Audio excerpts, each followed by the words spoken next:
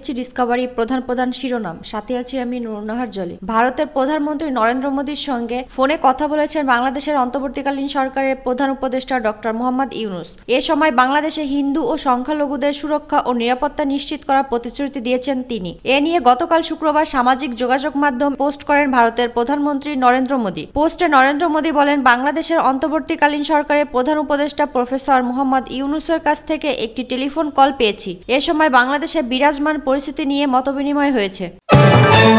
কিশোরগঞ্জের ঐতিহাসিক পাগলা মসজিদে 9টি লোহার দানবাক্স খোলা হয়েছে। 3 মাস 26 দিন পর আজ শনিবার সকাল 7:30টায় এই দানবাক্সগুলো খোলা হয়েছে। কিশোরগঞ্জের জেলা প্রশাসক ও পাগলা মসজিদ পরিচালনা কমিটির সভাপতি মোহাম্মদ আবুল কালাম আজাদ ও পুলিশ সুপার মোহাম্মদ রাসেল শেখের উপস্থিতিতে দানবাক্সগুলো খোলা হয়। এ সময় বিপুল সংখ্যক সেনাবাহিনী, পুলিশ ও আনসার সদস্যরা উপস্থিত ছিলেন।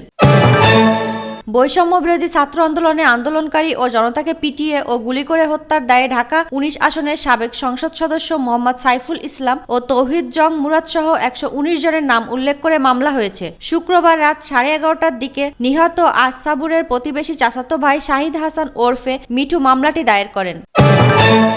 মসজিদের ইমামতিতে বাধা দেওয়ার জেরে হবিগঞ্জ ও ব্রাহ্মণবাড়িয়া জেলার 3 গ্রামবাসীর মধ্যে প্রায় 6 ঘণ্টাব্যাপী সংঘর্ষ ও লুটপাটের ঘটনা ঘটেছে। এ সময় উচ্ছৃঙ্খল লোকজন রেল স্টেশনে আক্রমণ করলে সিলেট বিভাগের সঙ্গে সারা দেশের রেল যোগাযোগ টানা 5 ঘণ্টা বন্ধ থাকে। শুক্রবার 16 আগস্ট দুপুর 2টা থেকে রাত 7:30টা পর্যন্ত 3 গ্রামবাসীর মধ্যে কয়েক দফায় সংঘর্ষ ও পাল্টা আক্রমণের ঘটনা ঘটে। পুলিশ রাতে ঘটনাস্থলে পৌঁছে পরিস্থিতি নিয়ন্ত্রণ করে।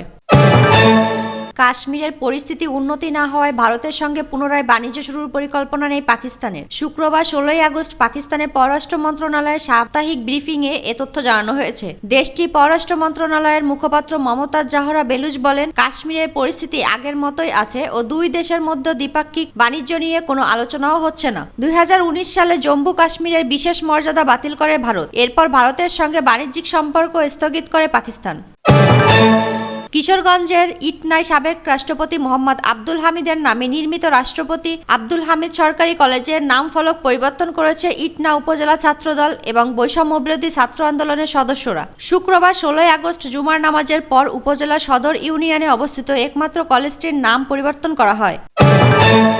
অন্তর্বর্তীকালীন সরকারের স্বরাষ্ট্র উপদেষ্টার পদ থেকে সরিয়ে বস্ত্র ও পাট মন্ত্রণালয়ে দায়িত্ব দেওয়া হয়েছে ব্রিগেডিয়ার জেনারেল অব এম সাখাওয়াত হোসেনকে। একই সঙ্গে নতুন সরকারের স্বরাষ্ট্র উপদেষ্টার পদে দায়িত্ব দেওয়া হয়েছে শপথ নেওয়া নতুন উপদেষ্টা লে অব জাহাঙ্গীর আলম চৌধুরীকে। শুক্রবার 16 আগস্ট উপদেষ্টাদের দায়িত্ব পুনঃবণ্টন করে এম সাখাওয়াত হোসেনকে বস্ত্র ও পাট মন্ত্রণালয়ে দায়িত্ব দেওয়া হয়।